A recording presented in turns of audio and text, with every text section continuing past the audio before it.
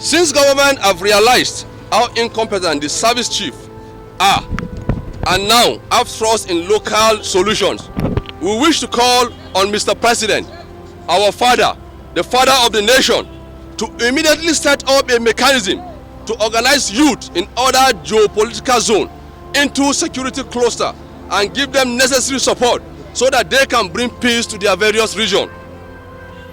While heading to this place, our attention was drawn to a statement attributed to a House of Representative member, House of Representative candidate of the All Progressive Congress. As some of you may be aware, over the last week, numerous news media were awash with the story of the award pipeline surveillance contract to Chief Government Ekwe Melogbu, aka Tompolo.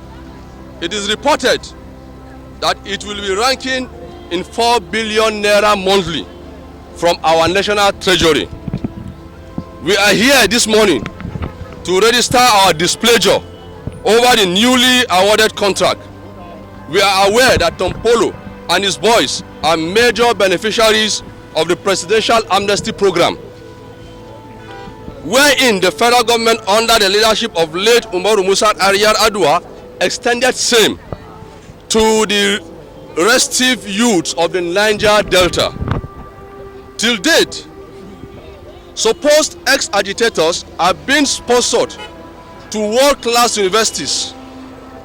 Others are being trained to acquire skills, while others with established businesses are constantly being empowered.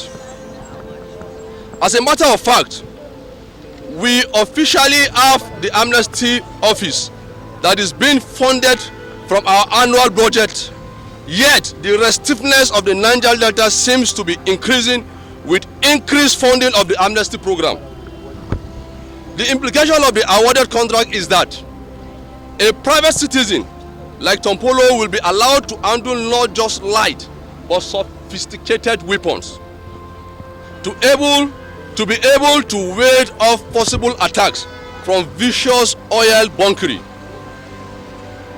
This is coming at a time our region is bleeding profusely due to the activities of terrorist elements. Yet our youth, who are more than willing to die for the sake of the country, are not allowed to personally acquire light arms to defend their communities, not to even talk of getting significant support from the federal government.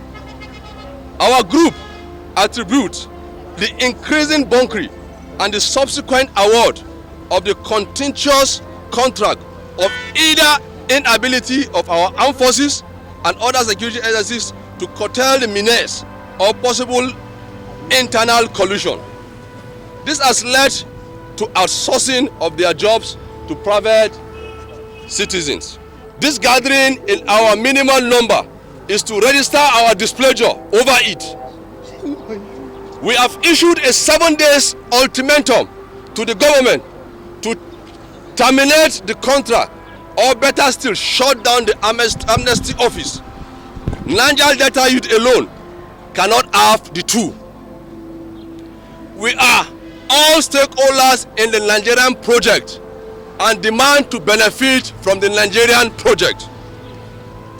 We have equally called on Mr. President to sack Mr. Timipre Silva, the Minister of State for Petroleum, Mele Kyari, the GMD of NNPC Limited, and Adokie Tombo Mele, Group Executive Director, upstream, over the role they played in the contract procedures as widely published in the national media.